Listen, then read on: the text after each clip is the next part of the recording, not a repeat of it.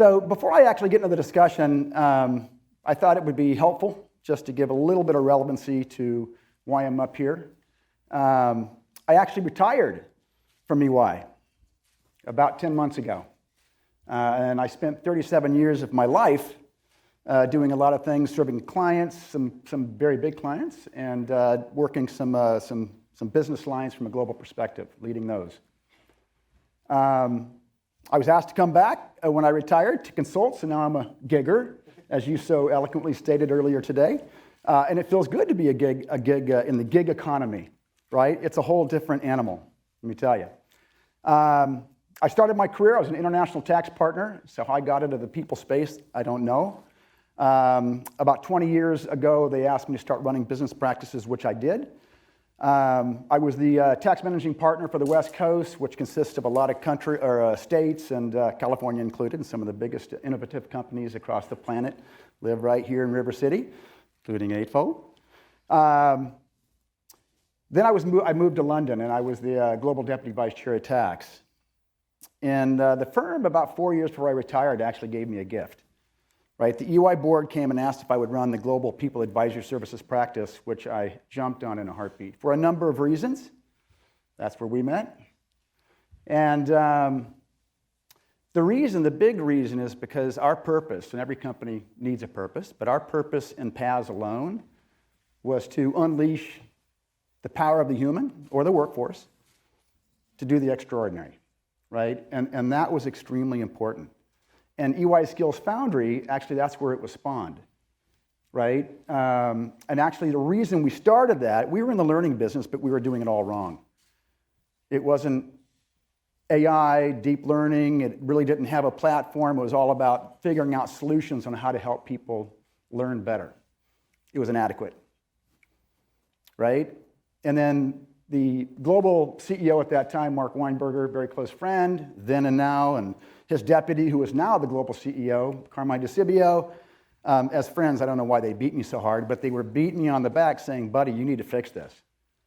Every CEO, including them looking inward, was struggling with the issue of how to help their teams become more at purpose for the jobs they had to actually perform. And there was a gap, a big gap. And not the jobs just being able to perform today, but in the future. So I jumped on that. And we think we've created a fairly amazing solve with EY Skills Foundry, and we'll talk about that in a bit. So look, our alliance with Eightfold is new, but it is an extremely important one.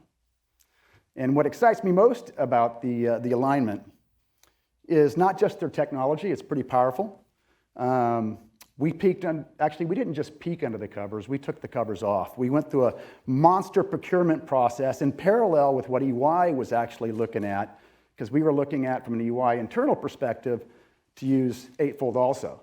So they were getting prodded and probed from all kinds of directions. Kamal, I am so sorry, please forgive me, we're now really close friends now. There are a lot of companies out there that said, hey, we think we can do the same thing. So we looked at all of them during the procurement process, and the rest were left wanting.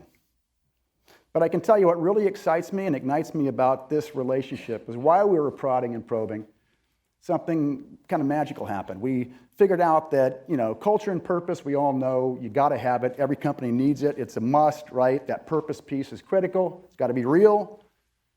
It was quickly determined that our purpose and our culture were so aligned with what Eightfold's was. And when you're starting off a new alliance, let me tell you, to get off the right foot, to make it fun, to really bring a gift to humankind, and that's all about helping people perform better, it becomes a little easier, and you can actually do it at pace and at scale, which is great stuff. So let's jump into the discussion. So I know this is not new. Everybody knows this. Age of disruption, right? It's hyper, right? Not telling you anything new. We live in COVID, moving through it. Right? Climate change, living through it, right? The strike up of new technology, the demise of old energy, big. And whether you pull in whatever disruption is happening, whether it's geopolitical, globalization, polarization, to protectionism, back to the technology, every company across the planet, and you know this too, needs to transform. And if they don't transform, we all know what happens. They become obsolete, and they die on the vine, right? This phenomenon has been going on for quite some time, but I would strongly suggest that in today's environment, you heard it earlier, it's happening at a much faster clip. So I'm going to walk you guys through, we're going to arc this a little bit, a journey or a quick pass through the evolution of the industrial revolutions. And I'm not going to spend 30 minutes bringing you back in history lessons, because I would probably walk out along with you after the first 10 minutes. I'm going to use it just as a small platform to help us, again, if we don't understand how important watching this disruption happening and fixing it, how it has elevated throughout the years in a big, big way, right? So we're going to jump into that a little bit. It also is going to show the criticality of fixing this wonderful thing called upskilling and reskilling at pace and at scale. So quick show of hands, and I expect the hands to go up, hopefully. Who's read or heard of a book called Sapiens by Yuval Harari? Excellent. There were a lot of hands. That's exciting. Yuval is a sort of historical behavioral scientist, for those who don't know him, right? And if you haven't read the book, you should pull it out. You should find it, put it on your Christmas list, read it. It's fantastic. It's fun. It's extremely thoughtful and informative. It leaves you a little bit nervous at the end, but powerful book. Now, I'm going to take a couple of snippets out of this book, and don't base your decision to read the book if you haven't based upon these snippets, because I'm going to do such injustice to it. But I'm going to pull some snippets out, again, just to set the arc. Right? So Yuval, he went back about 70,000 years, right? And that was during the cognitive revolution, and he was trying to understand the origin and answer the question of why we became the dominant species of all the Homo sapiens. And there were about 7 Homo sapiens back in the day. Not that I would know, I wasn't there, but I read. And why did we prevail? Why did we become the rulers of the earth, right? So he quickly broke this down for the reason that we became dominant into 3 triggers. And again, high level. Read the book, you'll love it. First trigger, our ability to think in fiction, right? To think about what's around the corner before we actually get there. Innovation, we do that quite well. Our advanced methods of communication, and how we organize to advance outcomes. Those 3 things were extremely critical. And if you follow that logic and you really track it in the evolution of the Industrial Revolution, you can start to appreciate the evolution of the working environment and its impact on talent, just simply trying to keep up. All right, so slide comes up. What do we have? 3 industrial revolutions, the time spans, and then we have some pictures. And I am not good at PowerPoint. I put these slides together about 2 weeks ago, so forgive me with the pictures, but they'll hopefully do justice to this story. So, first picture, bottom left, steam engine, right? Then we jump into mechanization. Second, the automobile revolutionized the working world, then automation, computer, you know this. Next is telegraph, then the phone, back in, 1876, memory serves. That's not the phone they used. That's a rotary phone. And I actually have one of those rotary phones in my cabin in Big Timber, Montana. And we got this thing a while ago. Now I have a 12-year-old and 14-year-old. And 4 years ago, my wife and I, and this is real, I wish I would have recorded this. I would have had a video on screen. We asked our kids, guys, call Daddy's cell. So they pulled out, they had iPhones. I'm sorry for those who don't. They pulled out their iPhone. No. Use this, right? So he said, you guys got 15 minutes, $20 if you figure it out. 30 to 45 minutes. They were close. They had the thing up. They were ready. They're pushing the little buttons, right? And we stepped in, and we gave them their $20 because we're easy parents. Sorry. But they got the $20, and we showed them how to do it. We called my cell, and my son, 10 at that time, 14, looked at me. And I swear, he said, Dad, this is not innovation. This is ridiculous. So there you have it. And that wasn't that long ago, right?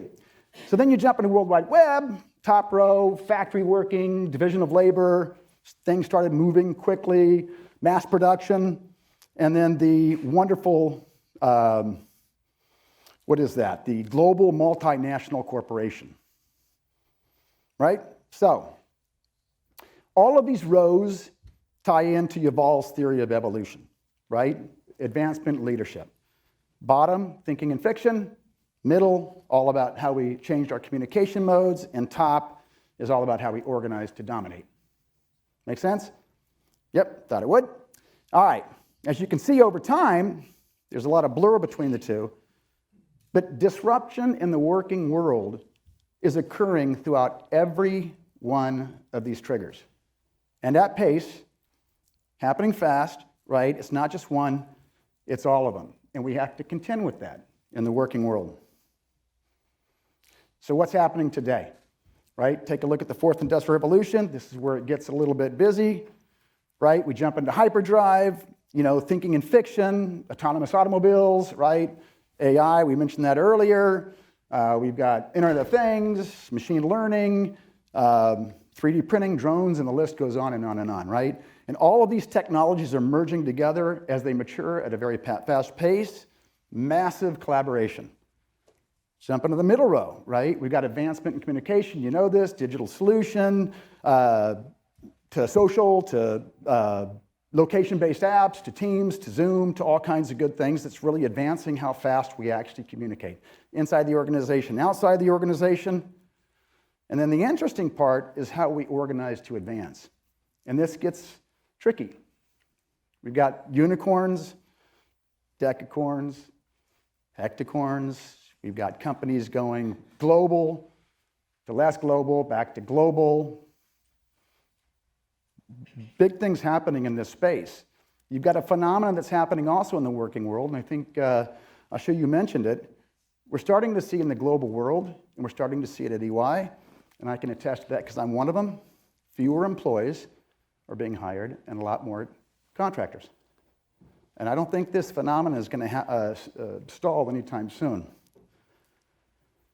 So what now, right? As we enter the fifth industrial revolution, and some would say we're actually in it now, I would agree.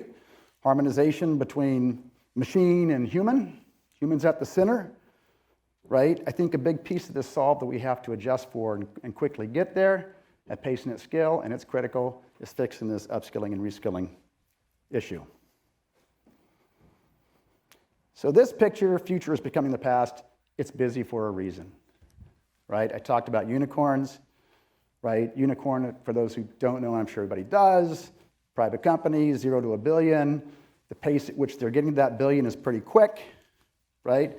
This is an overcrowded club. 2009, and I'm sure there's some historians out there, there were about 2 to 3. It was a small number.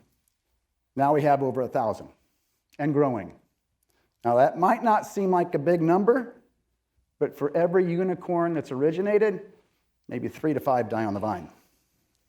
And if you see my 12-year-old daughter, don't talk about Daddy talking about unicorns dying, because she is so into unicorns, and I swear to you, she would kill me. But they're dying.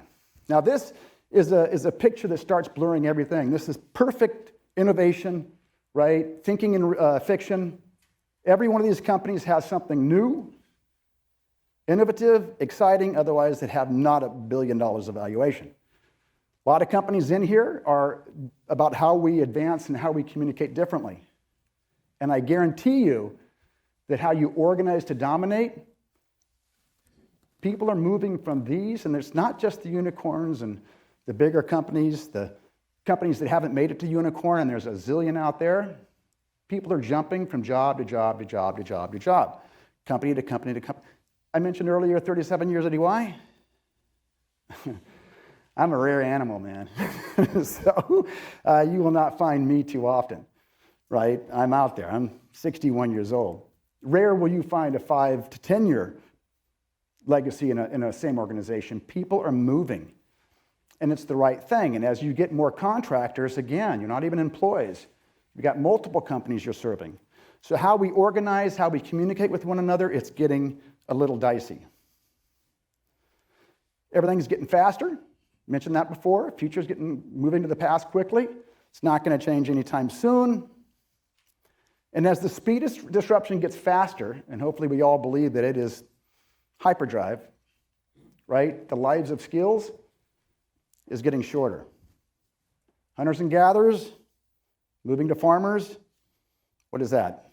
A lot of years, right? They can sit there and learn how to shovel differently in a number of different ways.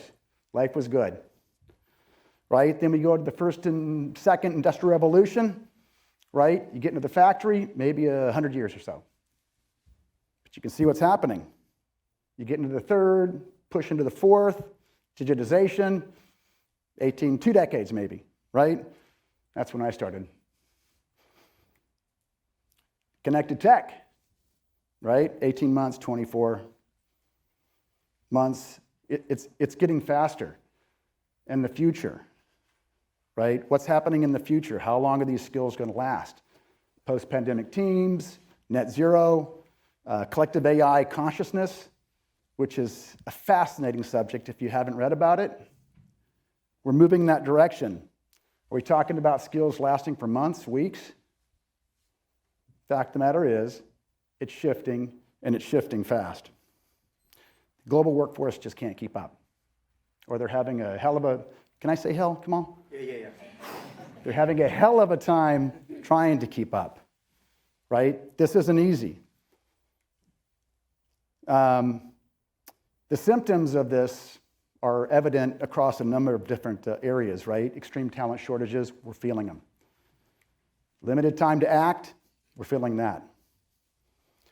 This is big, $8.5 trillion, give or take a couple trillion. It's a big number, so I can throw that out there, you never know.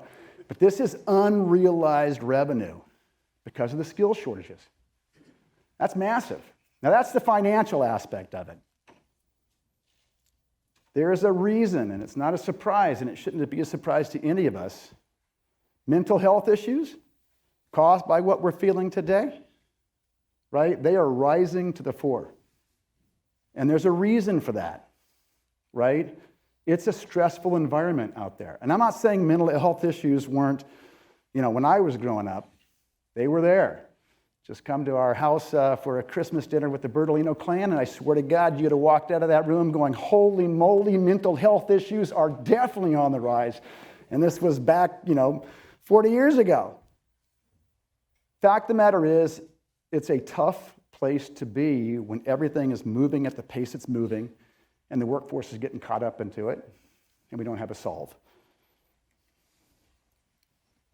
No surprise, the cost of trying to fix all this good stuff from an upskilling and reskilling perspective, training, is on the rise. We spend about, globally estimated, $200 billion on fragmented systems in order to fix this skill shortages issue. 2025, it's expected, nearing around $500 billion. These are big numbers. You read the paper, Amazon, JP Morgan, spending hundreds and hundreds and hundreds of millions on this subject. I think we have Brenda here from EY. There you are. We're spending hundreds and hundreds of millions on the same thing in order to fix the upskilling and reskilling, right, at EY, right? Every business we talk to is running into the same issue and spending not the same money. It's relative to the size of their business, but they're spending a lot of money trying to fix this issue, right? A lot of the money is being spent on fragmented platforms, right, to try to actually solve this equation. But every business is telling us the same thing for the most part. You got low speed, low ROI, low impact, and that's not a surprise because when the skills aren't mapped to the business needs and they're not implemented at pace, and when you have fragmented solutions that you're trying to bring together to create a solve, that ratio of value to money may not be what you're after. Right? This is a day-to-day thing that's happening when we're talking to not just the big companies, but also the Fortune 1000. So the question we're asked is, with all this time, effort, money being spent on this one issue, why is it so hard to create a workforce that's fit for purpose? And we believe one of the reasons is it's this question. That's a good question. How do I train my people? Right? It's the same question that farmers moving to factories were asked, right? And maybe as you moved into, digitization and connected tech, skills again, you may have been able to be okay with that question. But when you have skills and you're learning new skills to handle a new technology, by the time you learn those new skills, both the technology and the skills might be obsolete months, weeks, years thereafter, right? So rather than ask this tired old question, or just only that tired old question, we propose maybe adding on a different one. I think it was mentioned earlier, how do you create an adaptive workforce? And if you do that, and you ask that question, I think you're actually starting to think like a leader of tomorrow. If you answer that question, good things happen for your business. You not only are able to handle the disruption at that time, which is crazy critical, right? You're able to get to the next, and the next. And those next will be coming. And I think that, this is my view, that one of the biggest existential issues that our clients face today is not being able to solve this or answer this question. So look, there are a number of dynamics happening in the working world. This event can't be more timely. I'm not going to talk about all of those. You're going to hear from some much smarter people than me on stage walking you through it. I'm going to address just a couple, and I'm going to address it at a very, very high level on certain things that are absolutely directly correlative to the power of upskilling and reskilling. Right? So jump into it. All right. We talked about culture and purpose, how important that is, right? Every company across the planet has to have the right culture, fit for them. But that purpose, what they stand for, it's real. It's got to be real. It can't be the Wizard of Oz guy behind the curtain, manifestation thing that we're fake. This purpose has to be on track. One of the things that we're seeing from a culture perspective is less hierarchical structures, less vertical structures, right? When I was growing up through the ranks, I did what I did as an international tax partner, but man, when I got to the next rail, climbing that ladder faster than anybody could, or I was trying to get up there, right? You no longer have that, right? It's moving away from that. Less about roles, more about capabilities, contributions, a flattened structure, right? We're seeing that more. And when you look at those boxes as job families, right? It's not just about learning the technical aspects of what it is you're supposed to be doing. As I was growing up the rails, I hit senior manager, partner, global partner, and then I get infused with all this great learning from Stanford. Paul, there you are. Great course, right? Sorry, I'm going to say another one. Harvard, I apologize. Stanford of the East. There you go. Kellogg, Oxford, they're sending you to all these places, right? Getting this great leadership. International tax, what was that? All about leadership skills, right? And if these are job families, right, and the world's getting a little more flat, it's not just the technical skills these folks need to learn. They need to learn the adaptive skills in each of those cohorts. Because you've got to help lead each other, right? Lots of things happening. Shift away from distinct job grading. Right? We're learning, again, I just mentioned it, it's not just as you go up the rail, right? That learning now is for everybody. Another great book you might want to read, and I'm not getting kickbacks from these authors, I swear to you, but it's another great book, Robert Keegan, and sorry, Paul, Harvard professor. Apologies, great book, in Everyone Culture.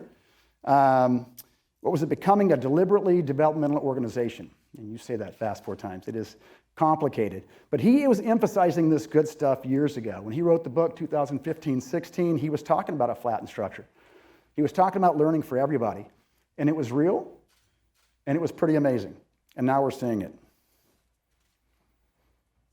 This moves you into the talent marketplace. I say internal mobility. I should have said internal and external mobility. You're seeing a lot of movement as people enhance their capabilities.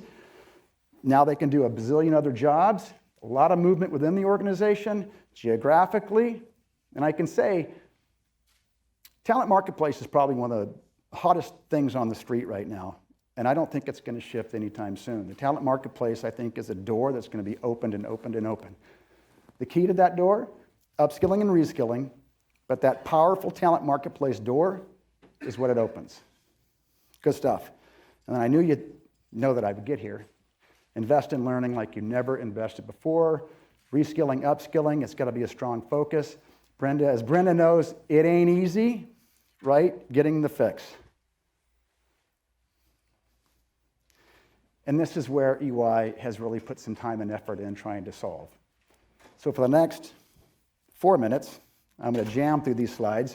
For the next 4 minutes, I'm going to share with you kind of what we focused on. We work with a lot of companies to try to understand what is real, what is missing. We hired a firm called Mach 49 that brought us together and really synthesized this, and they helped us look at the premise of this, upskilling and reskilling. Ashu, you mentioned it. It's not a one and done, it's a circular process. Map. You got to map the exact size and shape of your skills gap, so everything needs to be informed by data. That's a must. Develop, right? Develop only the skills you need, not the ones you don't. And it's got to be done at scale and at pace. And then you got to move back to the talent marketplace. You got to make sure that your people not only are stagnant, but they're moving from job to job to job as their capabilities continue to shift. Now, we've spent at EY a ton of time building a product with a very small group of some powerful technology partners, Eightfold's one of them, to help us bring Skills Foundry to life. Following slides are going to touch on just a couple of topics, right? So, Workforce Blueprint, Academies, and Talent Marketplace. So we've taken 3 solutions, right, across these 3 triggers, map, develop, and move, and we brought it into one platform, one single space. Workforce Blueprint is all about mapping, again, the exact size and shape of your company, of the skills gap. This is one intersection, again, where we're teaming with Eightfold. Thank you guys again for really bringing this to life. The AI and the deep learning they have has taken this to a whole nother level, right? We're leveraging off them, I think it's the inference-based assessment capabilities and benchmarking capabilities. Academies, obviously you know what those are all about. That's the content, close to the gap. On the needs, and then you got your talent marketplace. I'm going to jump into the fact that, look, this is also bringing in a lot of extra things, for example, leading enterprise skills platforms. This is all about the content, right? From the best providers, right? Happening at pace and from a single channel. Go1's another alliance partner that actually ensures that we have the right content delivered at pace and it's curated consistently. And that curation is extremely important because, again, as skills change because technology changes, the content that supports the new skills, you know where I'm going. Expert insights, thousands of EY expert insights coming into the fore with client expert insights, right, to help us make sure that the blueprint has the market knowledge it needs, and more importantly, it can create trends. Trends on the skills you need today, trends that are inferring about months and years from now. Sectorize, if that's even a word. Sectorize, we're looking at how we sector it, not just for the content, because you've got to have the content that's associated with your sector, but also the workforce blueprint to understand what your competitors are doing and what they're pulling in by way of skills. Then you have deep learning, AI. Again, it can't be fake, it can't be run by a bunch of spreadsheets, it has to consistently evolve, optimize itself to deliver those better outcomes. And then contextualize learning. This is really, really important. We provocate, we put in micro experiences. It's not just as important to know what you need to know, but you got to know why you're trying to learn this stuff. And that's extremely important. We put a lot of time into that. I got 43 seconds left. So, Workforce Blueprint, this is a screenshot that you typically see when you walk into one of the frames, mapping the size and shape of your skills gap. We do that by looking at 2 things, right? Making sure that we compare and contrast. The first is, again, compare the skills that you need. This is done by benchmarking activity, right? We're leveraging AI, deep learning through Eightfold, MZ Burning Glass. You know that. We started with you, right? And we're pulling in a lot of data and information we're pulling from our clients in the market. Then we compare with the skills that you have. And that's the inference engine, right? And you know where I'm going. If you know what you need, you know what you have, you get a laser-focused learning journey, and that is absolutely key and critical. When employees are working 24/7, they don't have time to take 15 courses to get the 2 that they need. They got to get right in the center of it. Then the baton's handed to the academies, and this is key. This is what you see when you get into the login. right? Tailored learning content, your learning pathways, your badges, where you stopped or where you start, because where you stopped, and it's all accessible in one place. You got to make it easy. So look, when you get into the content in the academies, what you get, it's not just any content, it's relevant, contextualized, provocations throughout, micro experiences, and it's all targeted in a single place, right? All of this provides, we believe, and what our clients are saying, right? It's an insight-driven approach to reskilling. It's all happening in one center. You don't have to hunt for this stuff, right? The cool thing about this too, and I know I'm out of time now, things starting to blink at me. I'm almost there, I promise you. Who's heard of the PF flyer whistle? Oh my God, that's impressive. PF flyer whistle, man, that is the nirvana state when you were a kid, and you're a lot younger than I am, right? It had a whistle, then it had a decoder ring, and the Workforce Blueprint's the decoder ring. The cool thing about this, that I think, the content's crazy critical, the academy, how we put it together is crazy critical, but that Workforce Blueprint, when employees actually start learning and they learn new proficiency levels, that insight's pulled right back into the blueprint, right? It closes the loop, and then you're teed up for the next wave of disruption, which is pretty impressive. So look, upskilling and reskilling isn't done. It's always on. It's going to always be on. We know that disruption is always on. That's an absolute. Hopefully I pounded that till you're sick of it. And because disruption's always on, transformation is always on. And if you don't transform, what do you get? Grapes dying on the vine, right? Because you have disruption and transformation on, hopefully you agree, the wonderful world of reskilling and upskilling is always on too. So that concludes. Hopefully you got a couple of tidbits of information that's useful. Absolute wonderful, wonderful conference. I wish I can stay for the whole thing. You're going to get a lot more information for a lot more smarter people than I am to really round this out. So thank you.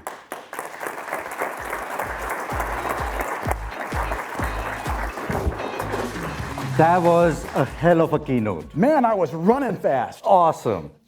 So we have actually, questions have been coming in. So one question from our friends on the virtual world is, who owns the skill data, the company or the individual? Both. Exactly. Both. The individuals will always own it if they actually take the courses and stay right.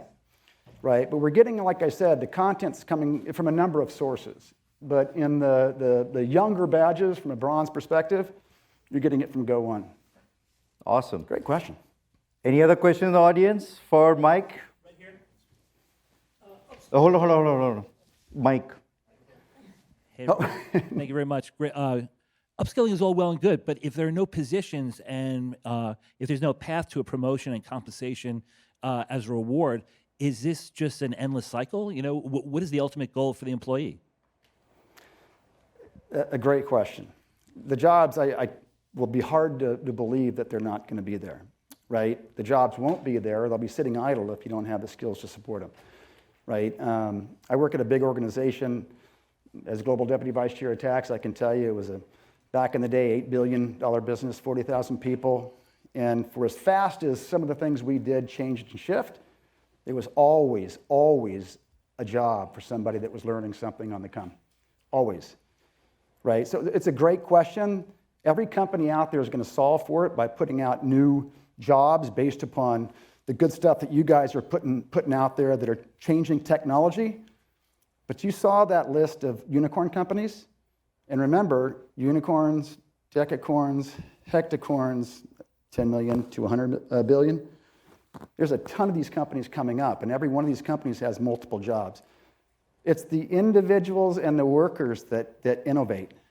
It's the individuals and the workers that activate every piece of technology out there. Technology, until you get to a collective consciousness, a sentient computer, it needs the human, so there's always going to be jobs. That's a great question. One last one before we, sure. Thanks. You know, I think as we're talking about upskilling, it's a great thing for us to be doing, but hiring managers oftentimes don't see the value in someone who's gotten a new skill but don't have that 5 or 10 years of experience. So anything you could talk to as far as retraining hiring managers' behaviors? I was at a global equity and diversity conference as part of a group of 100 people across the globe that are bringing it together, right? And we were talking about how to make sure we see everybody, and I just said, look, I like analogies. You know, what the world is moving towards, and EY is doing the same, and all the great companies out there are doing exactly the same. They're not just looking at those folks that are able to do the triple somersault, what do you call those things when they dive, right? They don't look at just those people, which is what they used to a long time ago, whoever can dance the best, right? Not me, but they look at everybody in the pool, right? Experiences come, and I guarantee you it's happening because I'm seeing it at EY. Experiences come by virtue of doing, right? So you learn something, and I think the world is waking up to the fact you've got to put them in that pool so you can start watching things happen, right? I don't think the where it was in the old days, and I lived that world where we and EY had an issue with this, 20 years ago. It was the top 20% that they focused on, so you better make sure you get yourself in the top 20%. It's not like that anymore. Culture, thank God we woke up to it. Having the right culture and purpose is key to solving that issue. Great question.